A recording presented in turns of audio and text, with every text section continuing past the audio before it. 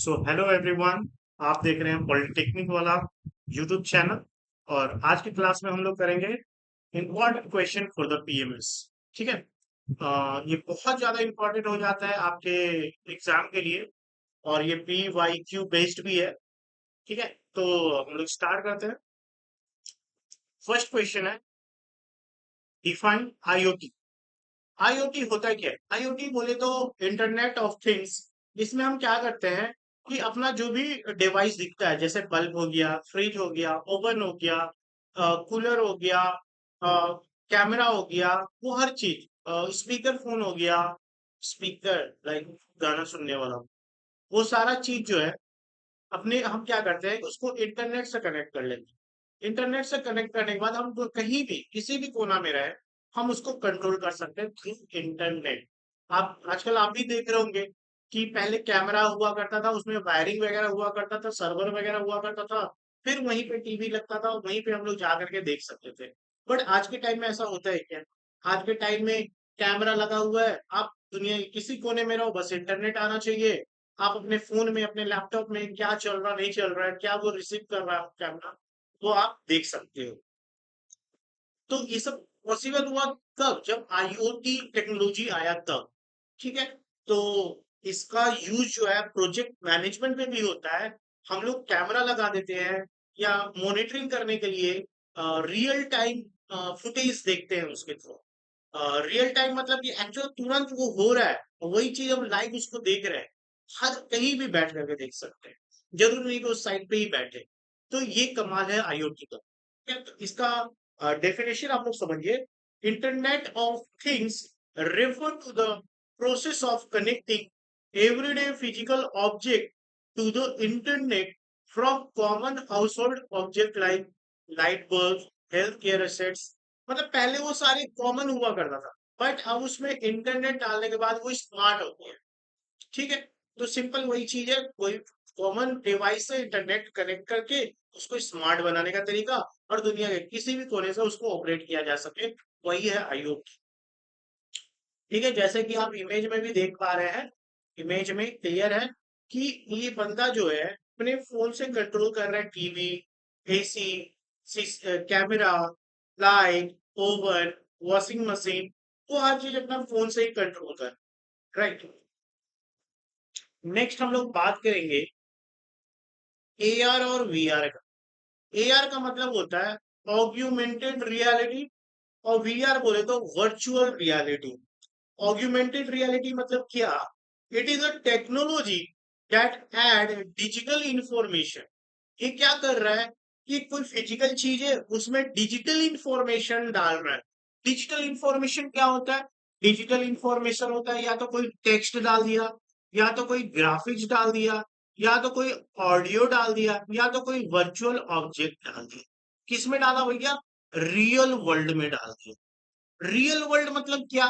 देखिए, जैसे ये मैं अपना कैमरा फोन किया, अपना फ्रंट कैमरा ऑन किया और फिल्टर ऑन कर दिया। फिल्टर ऑन करने के बाद उसमें मैं तो हूँ, लेकिन मैं क्या देख रहा हूँ फिल्टर ऑन करने के बाद कि मेरे बंदर के कान लग गए हैं, है ना, जीभ बाहर आ रहा है। तो वो सारा चीजें आप देखे होंगे, फिल्टर करते होंगे, आप भी देखे ही होंगे। लड़कियां आजकल फोटो लगा रही है, यहाँ पे क्या छोटा सा फूल लगा लेती है। वो फूल होता नहीं है, बट वो दिखाती है वहां फूल लगा हुआ है। तो वो सब क्या है कि वो रियल वर्ल्ड में है, बट उसमें कोई ऐसा चीज हम ऐड कर रहे हैं। कौन सा चीज ऐड कर रहे हैं? डिजिटल चीज ऐड कर रहे हैं। डिजिटल चीज क्या होता है? डिजिटल चीज टेक्स्ट हो सकता है, ग्राफिक्स हो सकता है, ऑडियो हो सकता है, या वर्चुअल कोई ऑब्जेक्ट हो सकता है। ठीक है। तो आप लोग भी देखते होंगे कि मान लो चार बंदों का फोटो है, चार बंदों का फोटो में आप किसी का बर्थडे रहता है तो आप नहीं क्राउन लगा देते हो ऐसा। तो उस तरीके का वो भी क्या हुआ कि उस फोटो में चार लोग हैं, फिजिकली है, रियल वर्ल्ड में है, बट वो फोटो जो आप लगा रहे हो, वो जो क्राउन आप लगा रहे हो बर्थडे बॉय के लिए, आप डिजिटली उसमें डाल दिए इंफॉर्मेशन। ठीक है। तो इससे क्या होता है कि देखते ही लोगों को समझ में आ जाता है कि हाँ भैया, इसका बर्थडे है। अंडरस्टैंडिंग बढ़ जाता है। तो उसी तरीके का वो, ये जो वर्चुअल ऑब्जेक्ट जो होता है वो रियल वर्ल्ड में हम वर्चुअली चीजों को डालते हैं। It help user to understand real world object. अब यूजर जो उसको देखता है उसको समझने में बहुत आसानी होता है। एंड सराउंडिंग, उस चीज को बहुत अच्छे तरीके से समझता है। इन प्रोजेक्ट मैनेजमेंट में इसका क्या काम? प्रोजेक्ट मैनेजमेंट में एआर का क्या काम? प्रोजेक्ट मैनेजमेंट में AR is can be used for project visualisation. Project next step में कैसा दिखेगा उसका विजुअलाइजेशन आप पहले ही कर सकते हो। उसमें डिजाइनिंग, जो भी आप प्लानिंग में डिजाइनिंग डाले हो, वो पहले ही फोटो खींच के वो डिजाइनिंग डाल के देख लो कि कैसा दिखेगा, कोई रिस्क तो नहीं है, क्या दिखने में कैसा है, डिजाइन में कैसा है, वो सारा चीजें। दूसरा क्या है, मॉनिटरिंग करने में हेल्प करता है, मेंटेनेंस करने में हेल्प करता है, ट्रेनिंग एंड डिसीजन मेकिंग में भी हेल्प करता है। मान लो प्लानिंग में क्या था कि दीवार का कलर रेड रखने का, अब हमने उसको क्या थ्रू ऑग्यूमेंटेड रियलिटी जब वो चीज बना, हम पहले वो तो अनपेंट था, पेंट नहीं था उसमें, बट हमने उसका फोटो खींचा, उसमें रेड कलर का पेंट लगाया उसी में। अब देखा कि दिख कैसा रहा अपना प्रोजेक्ट में। अगर वो सही दिख रहा होगा तो हम डिसीजन लेंगे कि ओके, अगर वो दिख नहीं रहा होगा तो हम डिसीजन लेंगे कि चलो भाई इसको चेंज किया जाए क्योंकि इसका विजुअलाइजेशन सही नहीं आ रहा है। ठीक है, तो डिसीजन मेकिंग में भी एआर जो है वो काफी हेल्प कर। आपको मैं फोटो दिखाता हूँ।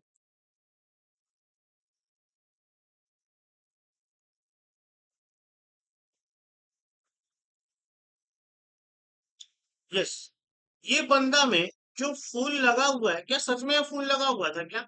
नहीं ना, इसमें हम डिजिटली ऐड करके इस बंदे की खूबसूरती को बढ़ा दिए।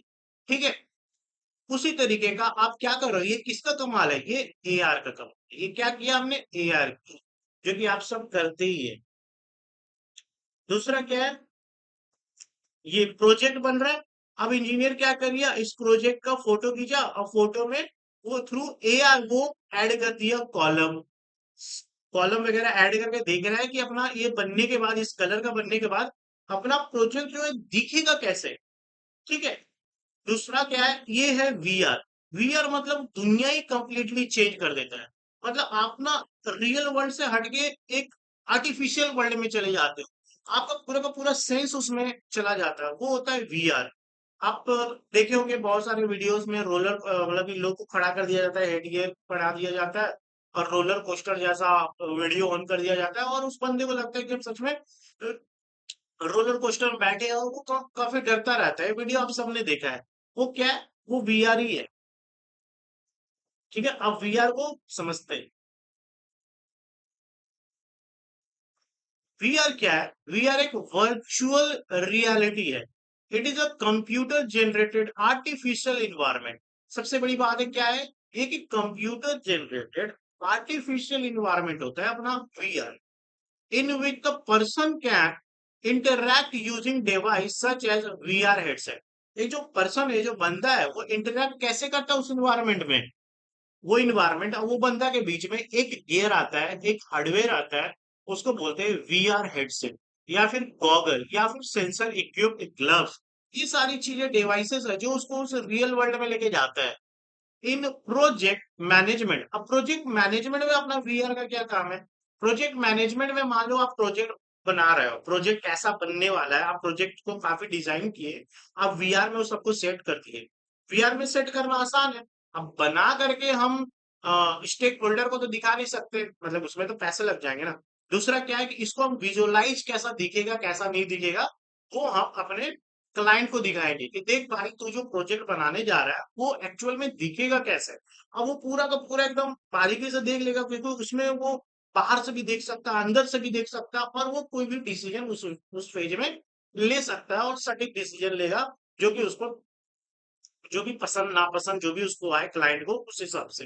तो वर्चुअल रियलिटी मतलब क्या होता है कि इन प्रोजेक्ट मैनेजमेंट हम क्या करेंगे, प्रोजेक्ट का सिमुलेशन, प्रोजेक्ट जो हम बनाएंगे उसका सिमुलेशन, उसका एक नकल हम उसको दिखाएंगे। ऐसा दिखाएगा उसको कि सच में है मेरे सामने, वो साक्षात्कार प्रकट है।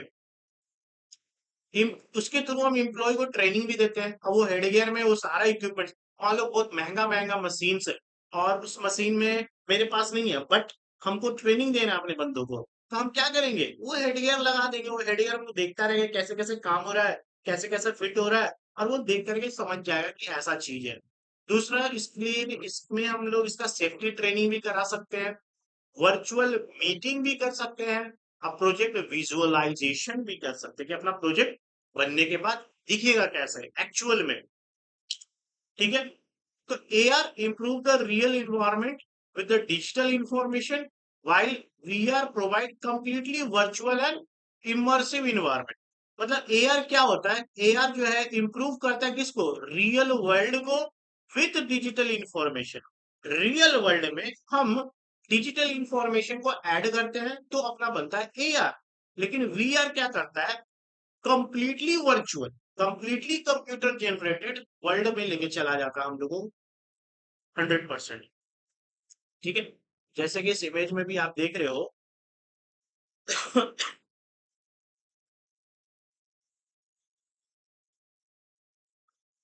ये मान लो ये क्लाइंट है, अब इसको बनाना है बिल्डिंग। अब बिल्डिंग बनाने के लिए हम सच में जाकर के फील्ड में बिल्डिंग बनाए, कंस्ट्रक्शन किए, नहीं। पहले हम उसको विजुअलाइज कराए कि देख भाई तू पहले तो पहन ये टोपी, ये लगा कैमरा, इसमें देख। अब ये क्लाइंट को लग रहा है कि हम सच में उस बिल्डिंग के सामने खड़े हैं, मेरे सामने वो बिल्डिंग है और वो हर एक कोने में ऐसा है, वो कोने में ऐसा है, वो कोने में मैंने जैसा बोला था वैसा ही है। तो बोलेगा भाई परफेक्ट है, ये जो जो भी आप बनाया उसको ओके करो और काम करो इस पे।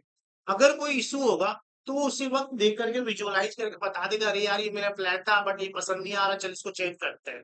ठीक है, तो क्लाइंट को डिसीजन लेने में आसानी होगा। ये कब पॉसिबल हो पाया, कि भैया पॉसिबल हो पाया जब VR टेक्नोलॉजी आया। ठीक है, आई होप AR और VR आप समझ गए होंगे। AR और VR का नेक्स्ट रिलेटेड क्वेश्चन आता है उसका डिफरेंस, कि AR और VR का डिफरेंस क्या है।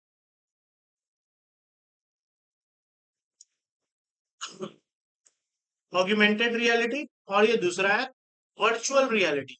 ऑग्यूमेंटेड रियलिटी में क्या होता है कि combination of digital and real world. Real world आप भी जानते हो, real world plus digital information, ये दोनों मिलके बनता है AR। और VR क्या होता है, टोटली आर्टिफिशियल डिजिटल वर्ल्ड। ये टोटली क्या होता है, कंप्यूटर जनरेटेड आर्टिफिशियल वर्ल्ड होता है ना। दूसरा क्या है इसमें, user experience is partially immerse. आप क्या कर रहे हो, आप फोटो ले फोन में AR कर रहे हो, क्या आप पूरी तरह से इन्वॉल्व हो गए क्या, नहीं ना। Real world plus digital world, digital things. तो रियल वर्ल्ड तो है ना, अब प्लस डिजिटल थिंग्स, दोनों मिलके बन रहा है। तो हम भी क्या है कि पूरी तरह से नहीं है, रियल वर्ल्ड है मतलब अपन एक्सपीरियंस कर रहे हैं पार्शियली। लेकिन आप इसमें VR में कंप्लीटली सेंस ऑफ इमर्जन, आपको ऐसा लगता है कि आपकी आंखें, आपके हर एक सेंस ऐसा लगता है कि आप उसमें उसी के अंदर चले गए, उसी दुनिया के अंदर चले गए आप। VR में ऐसा होता है। ठीक है, तो कंप्लीटली सेंस ऑफ इमर्जन इसमें होता है और पार्शियली सेंस ऑफ इमर्जन इसमें होता है, AR में होता है। नेक्स्ट बात कर लो थर्ड की, camera enabled device such as smartphone, tablets and smart glasses are required.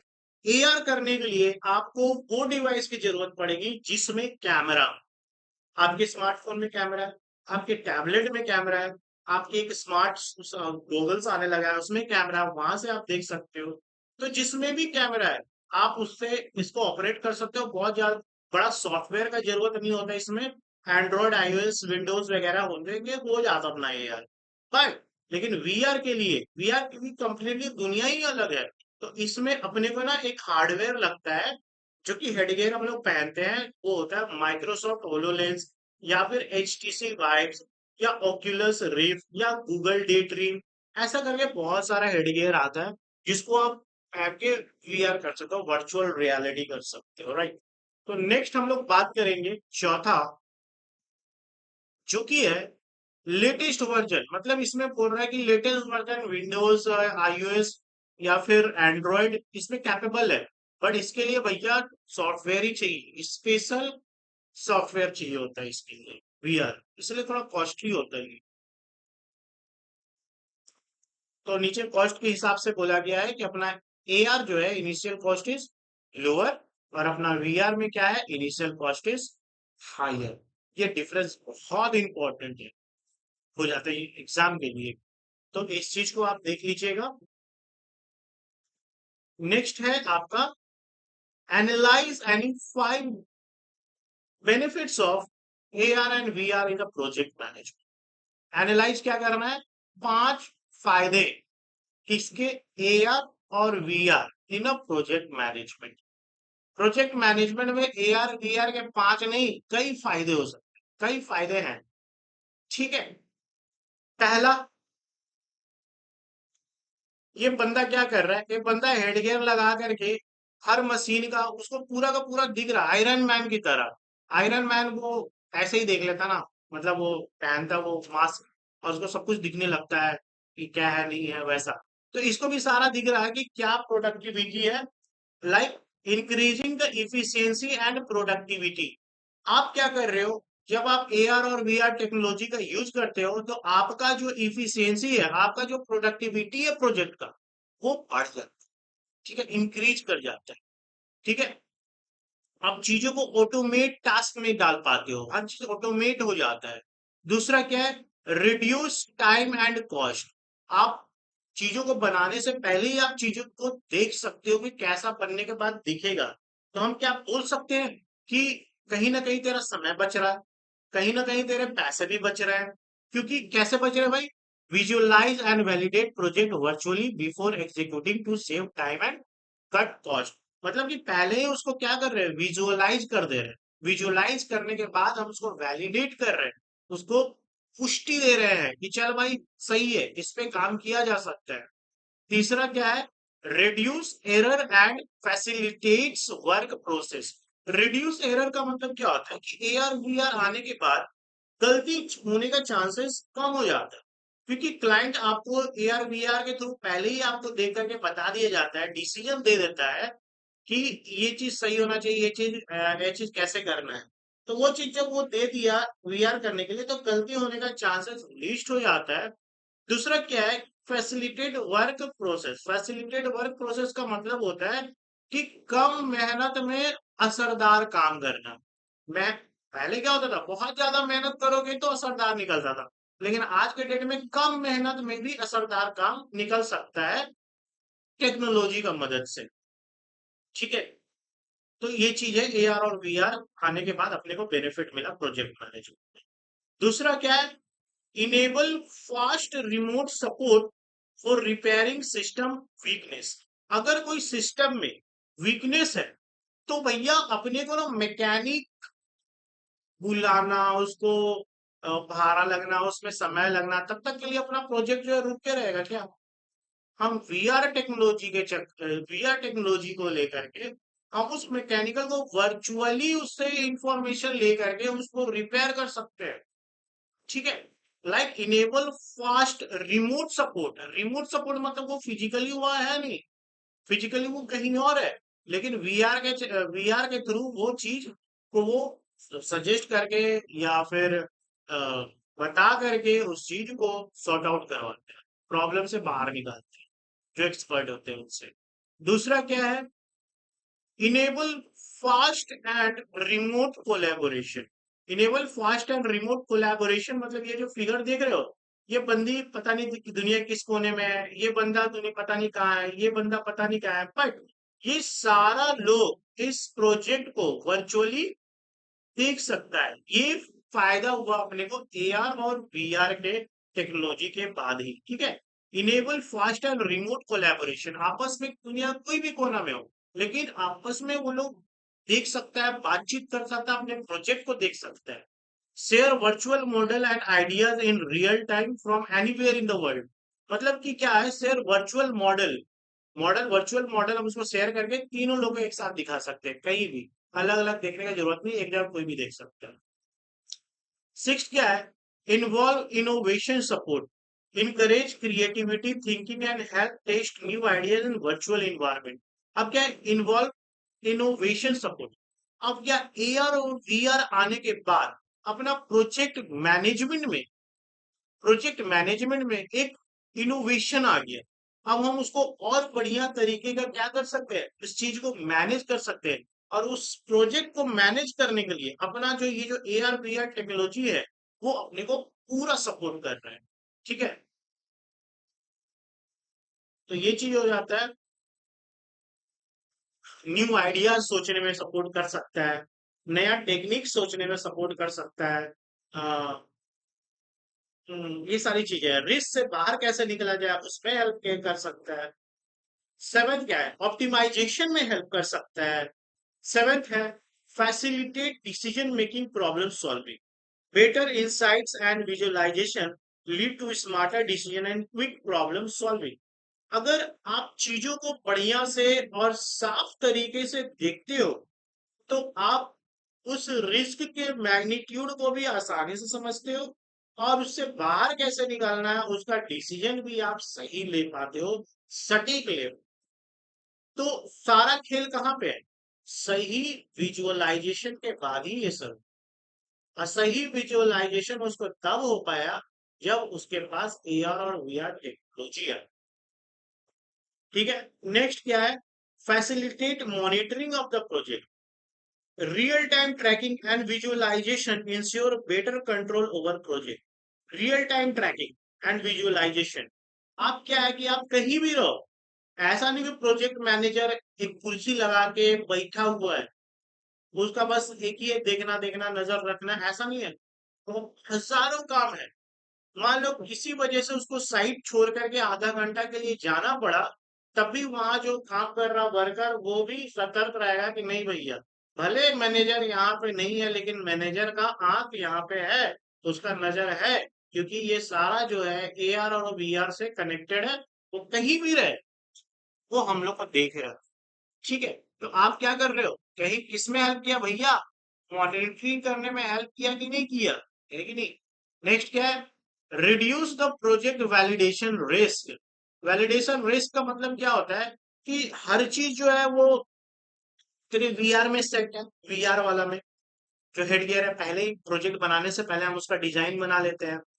अब तुम एक्चुअल में जब तुम बना रहा है प्रोजेक्ट और उसको हेडगियर से देखते हुए जा रहा है कि जो हम बनाए हैं और जो एक्चुअल में बना है वो मैच कर रहा है कि नहीं मैच कर, अगर वो मैच नहीं कर रहा हो ना, वो तुरंत डिटेक्ट कर देगा कि भैया यहाँ पे फॉल्ट है, यहाँ पे एरर है, यहाँ पे कुछ गड़बड़ है जो एक्चुअल में मैप में नहीं है, अपना जो तुम डिजाइन बनाया उसमें नहीं है, बट यहाँ पे वैसा बना हुआ है, तुरंत उसको दिख जाए और तुमको सिग्नल भेज देगा और तुम उसको देख पाएगा और पकड़ पाएगा। नहीं तो नजरों से वो ओझल हो जाती है, चीजें गायब हो जाती है अगर ऐसे नंगी आंखों से देखे तो। लेकिन हेड गियर लगा हुआ है, विजुअलाइज कर देगा और वो पकड़ लेगा कहीं भी गलती को, वो मैच करते रहता है तुम्हारे वो जो डिजाइन तुम बनाया और जो जो काम हो रहा है एक्चुअल फील्ड में। ठीक है, तो ये सारा कुछ फायदा हुआ एआर और वीआर का।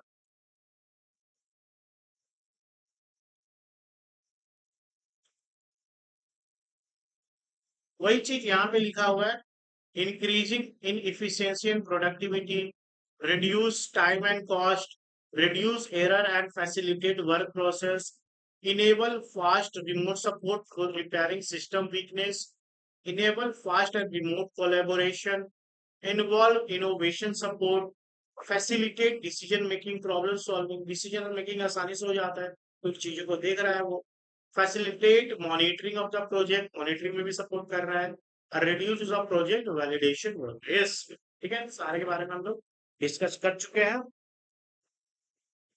ये तो हो गया बेनिफिट, बट एप्लीकेशन, एप्लीकेशन कहाँ का है मेरे भाई, ये सारा क्वेश्चन जो है ना पूछा जा चुका है और ये क्वेश्चन बनता है, ये पूरे सीरीज में लाऊंगा, ये पहला सीरीज है इंपॉर्टेंट क्वेश्चन का, इसका नेक्स्ट सीरीज भी आएगा। आई होप अगर समय मिले तो उसका नेक्स्ट सीरीज भी लाऊंगा, वो सभी सीरीज में इंपॉर्टेंट क्वेश्चन ही रहेंगे। फोर्थ क्वेश्चन कहता है डिस्कस एनी 5 एप्लीकेशन, वो बेनिफिट्स था, ये एप्लीकेशन है, application of AR and VR, कहाँ कहाँ एप्लीकेशन होता है। तो भैया पहला एप्लीकेशन तो हो गया आर्किटेक्चर में, सिविल इंजीनियर, कंस्ट्रक्शन और रियल एस्टेट। हम लोग क्या करते हैं, सिविल इंजीनियर पहले से एआर और वीआर का नक्शा बनाने से पहले, एक्चुअली प्रोजेक्ट बनाने से पहले, मान लो 7 मंजिला बिल्डिंग है तो 7 मंजिला बिल्डिंग बनाएगा नहीं, पहले उसका डिजाइन बना, पहले पेपर में बनता था, अब पेपर में नहीं, अब उसका मॉडल बनेगा, सॉफ्टवेयर में मॉडल बनेगा और उसको हेडगियर से देखा जाएगा कौन सा कोना कैसा दिखेगा, बहुत ज्यादा डिटेलिंग में उसमें काम होता है। ठीक है, तो ये इंजीनियर्स लोग, रियल एस्टेट वाले लोग, कंस्ट्रक्शन वाले लोग इसमें यूज करते हैं instead of standard 2D drawing. पहले 2D ड्राइंग बनता था। इन्वेस्टर और customer can experience the realistic impression of the future building. जो फ्यूचर बिल्डिंग बनने वाला है ना, जो फ्यूचर में बनने वाला है उसको रियलिस्टिक वो चीज कस्टमर क्लाइंट देख सकता थ्रू VR। दूसरा है marketing and sales. Marketing and sales में ये लेडी जो है, पहले मान लो ये वाला जगह खाली है, लेकिन ये जैसे ही ये सोफा को कनेक्ट की और उसको इस जगह से डाली, तो वो देख पा रही है कि मेरा जो रूम में वो जो खाली जगह है, वहां पे ये सोफा रखने के बाद एक्चुअली में लगेगा कैसे, दिख कैसा रहा है, वो चीज पॉसिबल हो पाया। दूसरा वो चश्मा वाला नहीं होता, तेरा फेस ले लेता है, तेरा फेस में ट्राई करता है चश्मा, ये लग कैसा रहा है तेरे फेस को, चश्मा का डिजाइन वगैरह अलग अलग। AR VR है भाई। नेक्स्ट क्या है, एजुकेशन। एजुकेशन में भी ये हेडगियर लगा करके ऐसा लगता है कि पूरा का पूरा ग्रह को ये देख रहा है, पूरा सोलर सिस्टम को विजुअलाइज कर सकता है। ताकि एजुकेशन में रिवोल्यूशन आ गया, इनोवेशन आ गया। अब ये चीजों को और बेटर तरीके से समझ सक रहा है, क्योंकि ये चीजों को देख रहा है आंखों से। तो एजुकेशन सेक्टर में भी AR VR अब कमाल कर रहा है। Like AR VR technology offer great opportunity and diversity in education such as remote learning and interactive learning.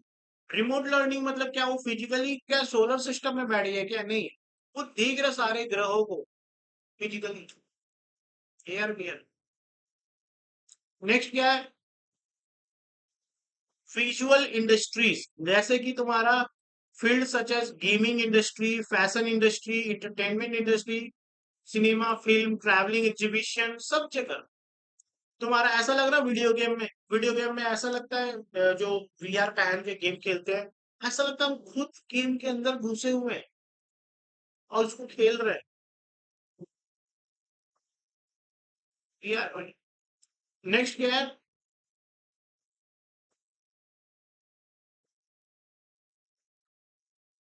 Next है ऑटोमोटिव। आपको ऐसा लग रहा है कार के अंदर आप बैठे हो, कार आप टेस्ट ड्राइव कर रहे हो। आजकल के टाइम में टेस्ट ड्राइव करने के लिए रोड पे नहीं उतरना है, कोई भी कार हो, कोई भी मॉडल हो, आप बस वो हेडगियर पहन के BMW, Audi, Mercedes, aeroplane, helicopter सब उड़ा दो। VR टेक्नोलॉजी का जमाना है, कुछ भी कर सकते हैं, ठीक है, और नुकसान भी नहीं है, एक्सीडेंट का कोई नुकसान। नेक्स्ट क्या है, मैन्युफैक्चरिंग। मैन्युफैक्चरिंग मतलब क्या, AR provide right information at the right moment to the factory worker on assembly line. अब सला सॉरी, अब जो डिजाइनिंग जो है वो प्रोजेक्ट मैनेजर किया हुआ है। प्रोजेक्ट मैनेजर सबका कान में बोलता रहेगा क्या वर्कर का, कि भाई ऐसे लगा, पेच लगा, नट लगा, बोल्ट लगा, ऐसा तो नहीं है। एक एक वर्कर में एक डिजाइनिंग दे दी है AR करके, भाई यहाँ पे ये चीज लगना है, यहाँ पे ये चीज लगना है, यहाँ पे बेयरिंग लगेगा, यहाँ पे बॉल लगेगा, यहाँ पे ये, वो सब कुछ उस डिजाइन में है। वो हेड गियर लगा के देख रहा है कि ये लग रहा है, ये लग रहा है, इस तरीके से काम हो रहा है और वो सीख रहा है। मैन्युफैक्चरिंग सेक्टर में भी AR VR का हब है।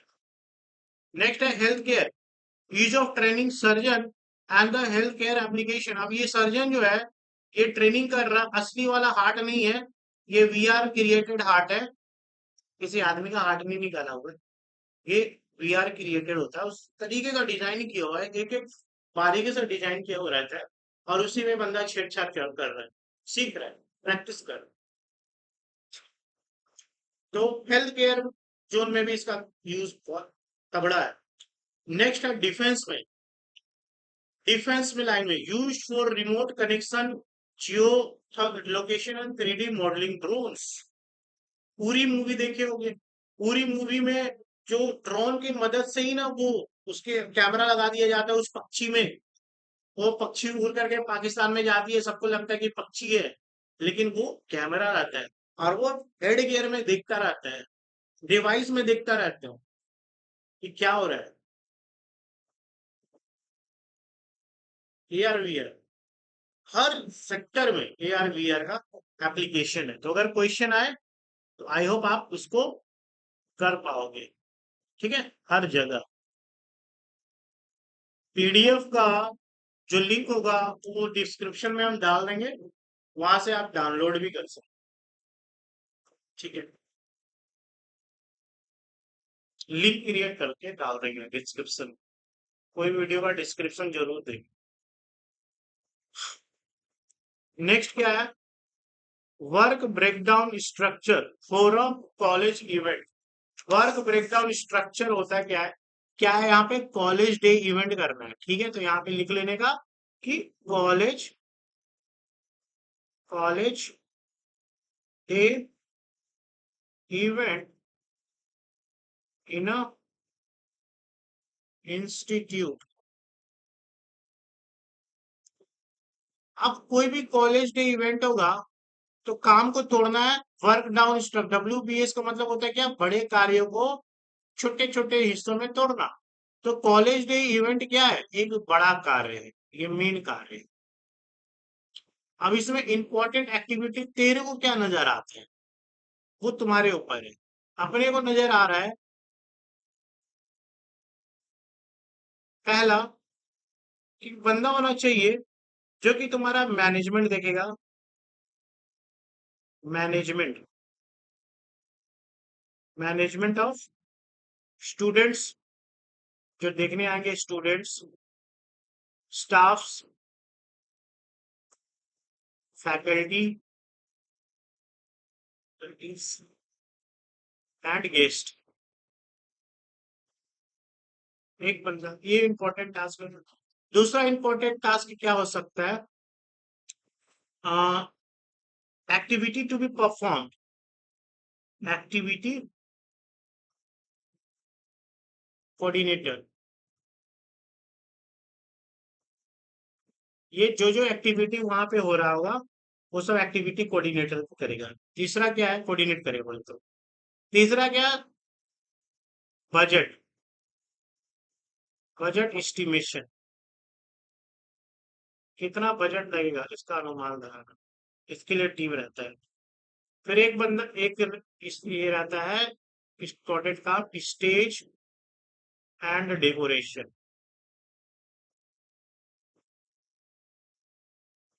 इसमें एक और चीज आता है, sitting arrangement. Sitting arrange, sitting बैठेगा कहाँ पे, अरेंजमेंट।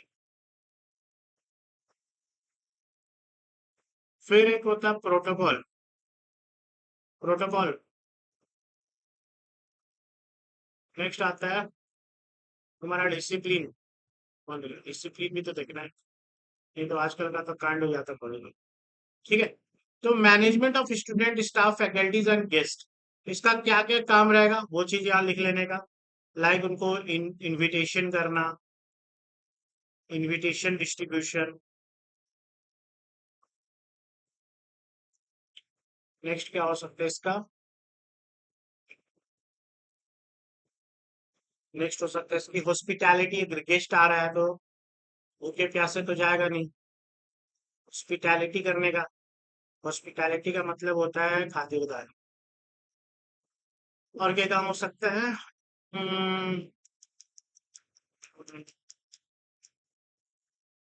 मैनेजमेंट देख सकते हो।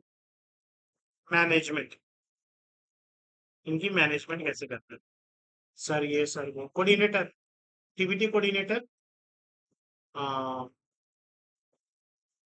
एक्टिविटीज टू बी परफॉर्म, जो एक्टिविटी देखना है वो स्टेज पे होने वाला है उसको देखेगा। ठीक है, फॉर्मल, फॉर्मल इवेंट, जो शुरू से दीप जलाना और गणेश वंदना ये सब होता है जो फॉर्मल इवेंट। और कल्चरल इवेंट, ये देखिए।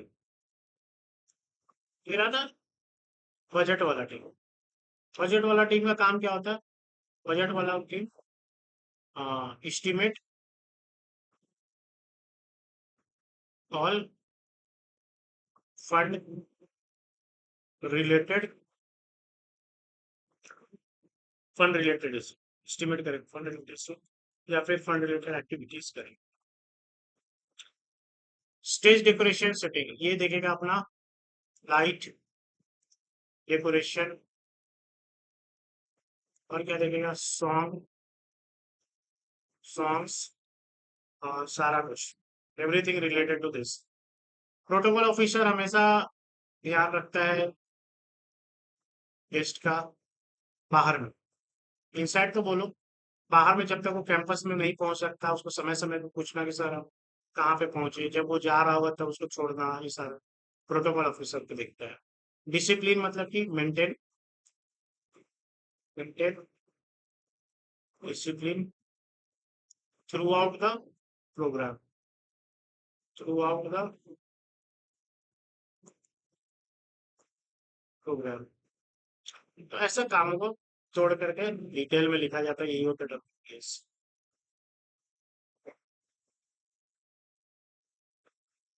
नेक्स्ट क्वेश्चन है,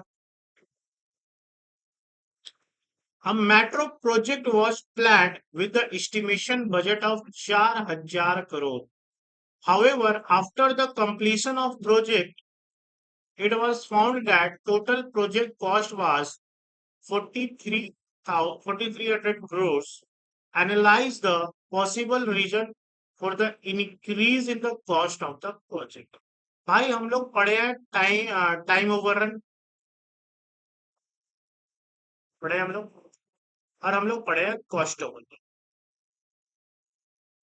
टाइम बढ़ जाना और कॉस्ट ओवररन बोले तो कॉस्ट बढ़ जाना। तो ये जो क्वेश्चन पूछा है, ये जो बोल रहा है कि एक मेट्रो प्रोजेक्ट था 4,000 करोड़ का, उसमें 4,300 करोड़ हो गया एक्चुअली में, मतलब फालतू खर्चा हो गया 300 करोड़, एक्स्ट्रा खर्चा हुआ। तो ये क्या हुआ, ये कॉस्ट ओवररन हो गया।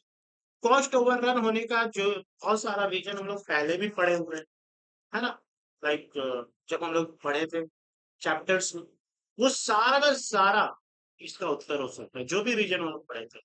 The possible reason for the project cost overrun क्या क्या हो सकता है, unplanned expansion of the project scope, project का स्कोप में चेंजेस आ जाना, प्रोजेक्ट स्कोप कुछ था पहले, अब उसमें चेंजेस ला दिया तो बजट बढ़ गया।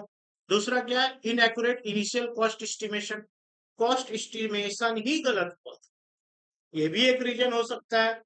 दूसरा है क्या, failure in project performance, project performance में फेल होना, प्रोजेक्ट डिजाइन में गलती होना, रिस्क मैनेजमेंट सही से नहीं करना, प्रोजेक्ट टीम जो हम बनाए अपने बिल्डिंग के लिए, प्रोजेक्ट टीम ही गलत बन जाना, रॉन्ग चॉइस ऑफ इक्विपमेंट्स, हम लोग जो इक्विपमेंट चुने वही गलत हो गया, या फिर incompetent material supplier, incompetent material supplier मतलब, सप्लायर मतलब जिस दुकान में हम बोले थे मटेरियल के लिए, वो सक्षम ही नहीं हो पा रहा उतना लेवल का सामान मेरे को देने में। बोल तो दिया कि हम देंगे, लेकिन वो दे ही नहीं पा रहे, उसकी वजह से भी इधर उधर करते हुए कॉस्ट ओवररन हो गई। ठीक है, तो कोई भी आपको क्वेश्चन देख के समझना है, हर क्वेश्चन इसी में गिरेगा, या तो टाइम ओवररन में गिरेगा या तो कॉस्ट ओवररन में गिरेगा, और ये दोनों टॉपिक हम लोग कवर कर चुके हैं। ठीक है, तो वहां का कुछ भी हो वो सारा इसमें आंसर हो जाएगा, बस अपने को समझना है ये कॉस्ट है कि ठीक वाला। अब ये वाला देखो, एक highway road was planned with the estimated time duration of 6 month, ये हाईवे का रोड है जो कि एस्टिमेट किया गया कि 6 महीने में बनके रेडी हो जाएगा, बट वो 13 महीने लग गया उसको कंप्लीट करने में। अब तुमको बताना है क्या क्या पॉसिबल रीजन हो सकता है, तो क्या यहाँ पे टाइम ओवररन हुआ या कॉस्ट ओवररन पूछ रहा है, तो भैया यहाँ पे 6 महीना 13 महीना लग गया, तो टाइम ओवररन की बात कर रहा, कॉस्ट की बात नहीं कर रहा है। तो टाइम ओवररन का क्या क्या रीजन हो सकता है यहाँ पे लिख देना। तो possible reason for the given project time overrun, ये जरूर मेंशन करने का कि टाइम ओवररन करने का क्या रीजन है। पहला, change in the scope of the project, हो सकता है प्रोजेक्ट टाइम बढ़ने लग गया क्योंकि प्रोजेक्ट का स्कोप चेंज हो गया। दूसरा हो सकता है in effective project time management, project time management सही से नहीं हुआ जिसके कारण टाइम ऊपर नीचे हो गया। तीसरा क्या है, delay in starting and execution some of the project activity, project में तो बहुत सारे एक्टिविटीज होते हैं, कोई प्रोजेक्ट एक्टिविटी डिले हो गया होगा स्टार्ट करने में जिसकी वजह से सारा प्रोसेस ही डिले हो गया। नेक्स्ट क्या है, a delay in one project result in delay in subsequent project, एक प्रोजेक्ट की एक्टिविटी में डिले होना मतलब कि उसके बाद जितने भी आएंगे वो सब में थोड़ा थोड़ा करके डिले होता रहे। यूज आउटडेटेड टेक्नोलॉजी, हो सकता है आउटडेटेड टेक्नोलॉजी का यूज करना था। जेसीबी और लगा दिया 5 को मजदूर। जेसीबी का काम था पूरे 1 घंटे का, तो मजदूर लगा दिया उसको पूरा दिन, टाइम ओवर। नेक्स्ट क्या है? पॉलिटिकल इंटरफेरेंस हो गया, कोई नेता पुलिस आ गया, इंटरफेयर कर दिया, पॉलिटिकल इशू हो गया, रुक गया काम। नेक्स्ट क्या? पुअर एडमिनिस्ट्रेशन, एडमिनिस्ट्रेशन ही बहुत गंदा टाइप का हुआ था, जिसकी वजह से टाइम ओवर रन हो गया। पुअर प्लानिंग, ये तो भैया खेल खत्म कर देता पुअर। तो पुअर प्लानिंग भी एक रीजन हो सकता है जिसके साथ टाइम ओवर रन। अपने को समझना टाइम है कि कॉस्ट, ठीक है, सब में यही आंसर हो जाए।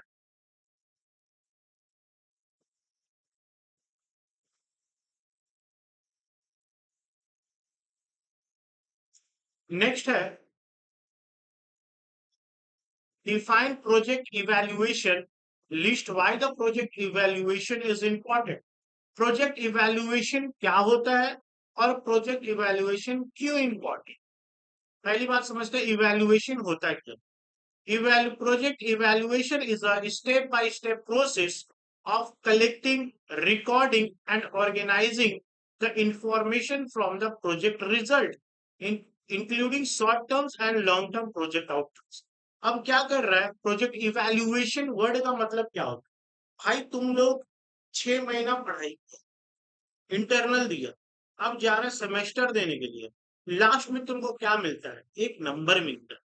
वो नंबर कौन देता है तेरे को? तेरा कार्य को देख करके, तेरे अटेंडेंस को देख करके, तेरे बिहेवियर को देख के, तेरा सारा ओवरऑल जो 6 महीना तुमने किया वो सब कुछ को देखते हुए एक मार्क्स में तुमको इवेल्युएट किया जाता है, तेरे मेहनत को, आउटकम्स जो तेरे को मिलता है इतनी मेहनत करने के बाद, इतना इनपुट देने के बाद जो तेरे को आउटकम मिलता है। उसी तरीके से एक प्रोजेक्ट का बनने के बाद उसका रिजल्ट को इवेल्युएट किया जाता है, ठीक है।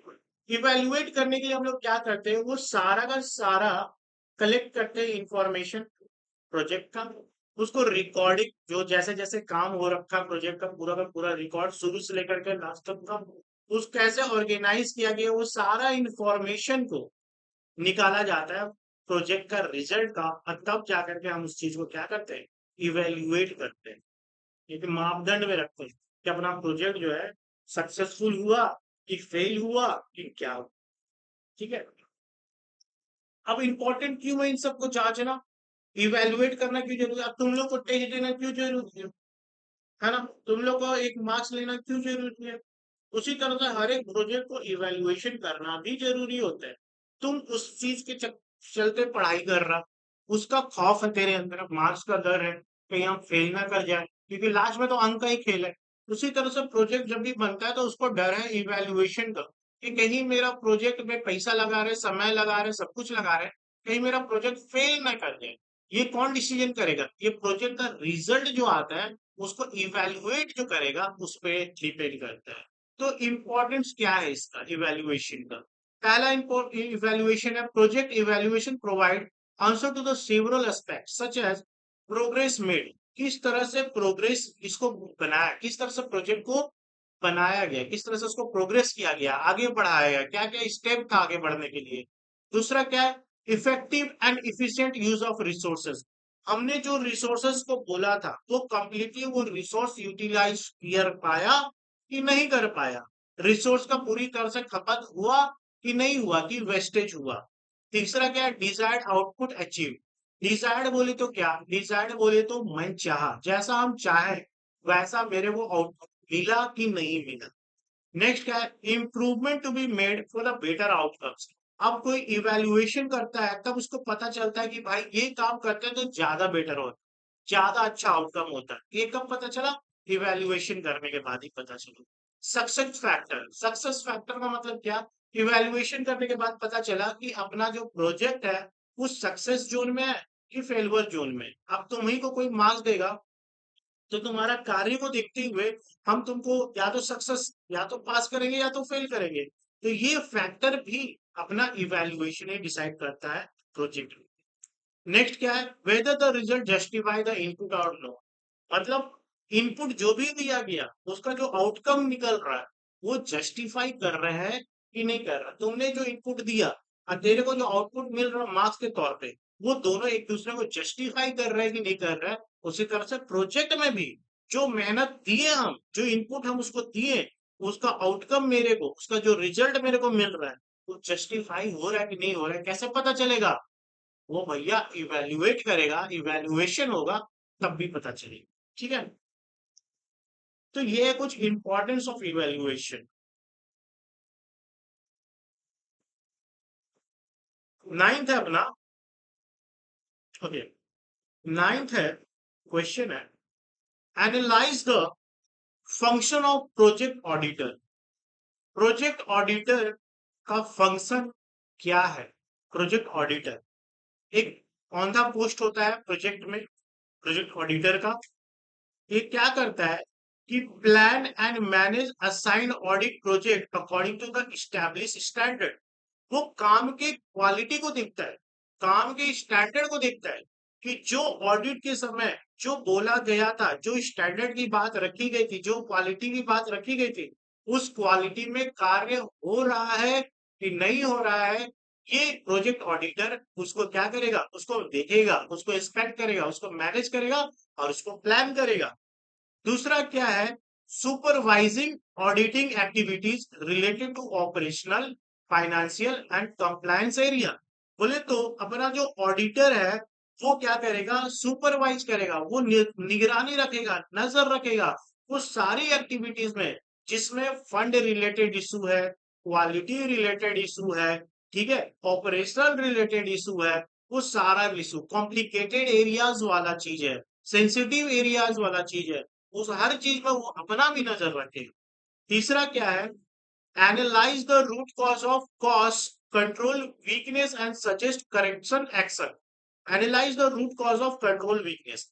बोले तो वो समझेगा, वो देखेगा, वो निगरानी रखेगा, उसको पता चलेगा कि जो वीकनेस वाला एरिया है, जो कमजोर वाला एरिया है, उसको कैसे वो करेक्ट किया जाए। ऑडिटर का काम है, जहां भी काम सही सही हो रहा है उसको रेमेडीज वगैरह बताना ऑडिटर का काम है। नेक्स्ट क्या है? Measure, verify, investigate and report the project status. मतलब प्रोजेक्ट का जो भी स्टेटस है, जो भी मौजूदा हालात, उसको मेजर करेगा, वेरीफाई करेगा, इन्वेस्टिगेट करेगा और रिपोर्ट करेगा। किसके बीच में? ऊपर जो क्लाइंट बैठा है उसके साथ में वो ये सारी चीजों को, इन सारी इंफॉर्मेशन को, इस सारी रिपोर्ट डिस्क्लोज करता है। ये काम किसका है? प्रोजेक्ट ऑडिटर का ही। और रिड्यूस अनसर्टेनिटी। अनसर्टेनिटीज मतलब क्या होता है?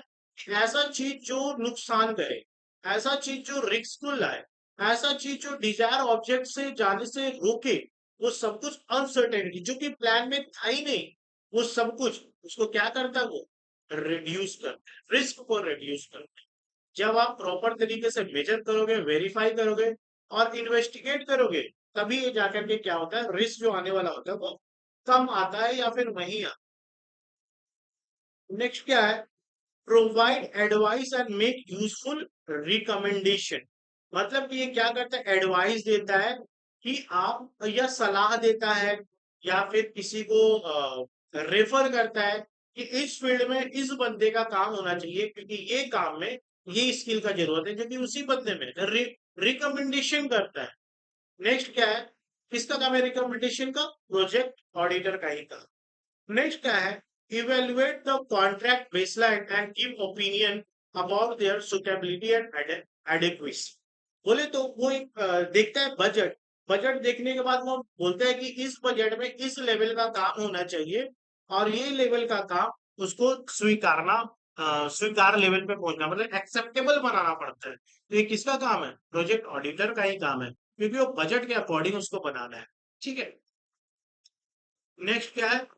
Draw the conclusion from the audit conducted and maintain proper document related audit work। और ऑडिटर का ही काम है कि ऑडिट से रिलेटेड जितना भी डॉक्यूमेंट उसको चाहिए, जितना बिल उसको चाहिए, जितना प्रोक्योरमेंट उसको चाहिए, फंड रिलेटेड जितना भी चीज है, वो सारा का सारा अपने पास डॉक्यूमेंट स्ट्रॉन्ग बना के रखे, मेंटेन करके रखे, एक रिपोर्ट तैयार करके रखे एनी टाइम। तो ये किसका काम हो गया? ऑडिटर का ही काम हो गया। मेंटेन प्रॉपर डॉक्यूमेंट, है ना।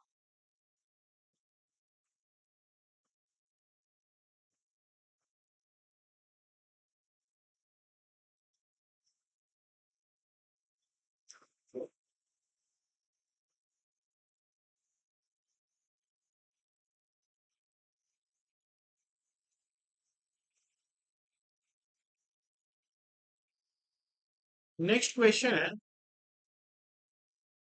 List any 5 objectives of project audit. Project audit का 5 ऑब्जेक्टिव बताओ। क्वेश्चन आया हुआ है तो 5 मार्क्स का आया, 5 पॉइंट भी लिख देगा काम चल जाए, और 5 ही लिखना ही है। प्रोजेक्ट ऑडिट का ऑब्जेक्टिव क्या है? पहला objective, providing the clear picture of actual status of the project from time to time. Time to time मेरे को क्लियर पिक्चर चाहिए प्रोजेक्ट का स्थिति के बारे में। प्रोजेक्ट ऑडिटर का काम है देते रहना है, वो ऑब्जेक्टिव है, मेरे को मिले वैसा क्लियर। नेक्स्ट क्या है? Creating awareness among the project staff about the type and magnitude of the problem, encouraging during the completion of the project and producing the quality product in a planned volume and competitive cost। बोले तो creating awareness among the project staff, project staff के बीच में जागरूकता लाना, ठीक है, कि अपना जो प्रॉब्लम है किस मैग्नीट्यूड का है। मैग्नीट्यूड बोले तो प्रॉब्लम बड़ा है, छोटा है, कैसा मैनेजेबल है कि नहीं है, वो बताता है project audit.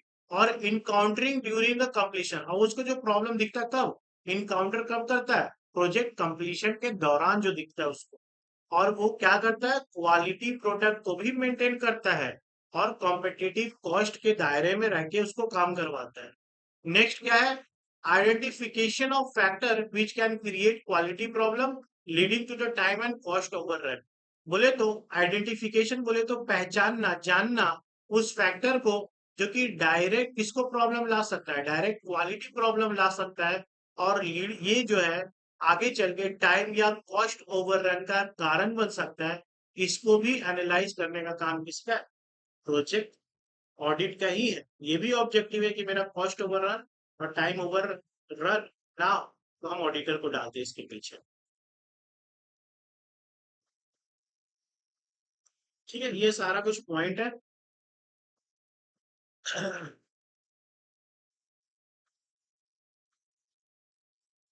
Suitable work technique मिले, enabling create good information system, good information system maintain रहे, ये सारा कुछ 5 पॉइंट कोई भी लिख देना सबसे। Identification of specific training need, कोई भी कार्य करने के लिए कोई स्पेसिफिक ट्रेनिंग का जरूरत है क्या, ये भी आइडेंटिफाई कौन करता है? या प्रोजेक्ट ऑडिट ही करता है। ठीक है, ये काम करने के लिए ये स्पेशलाइज्ड स्किल होना जरूरी है, नहीं तो आपका प्रोजेक्ट का टास्क में कोई दिक्कत होगा। इस वजह से अपने को प्रोजेक्ट ऑडिट को रखा जाता है। ठीक है, ठीक है, आज के लिए 10 क्वेश्चन ही, फिर नेक्स्ट वीडियो में अपन नेक्स्ट 10 क्वेश्चन करते हैं।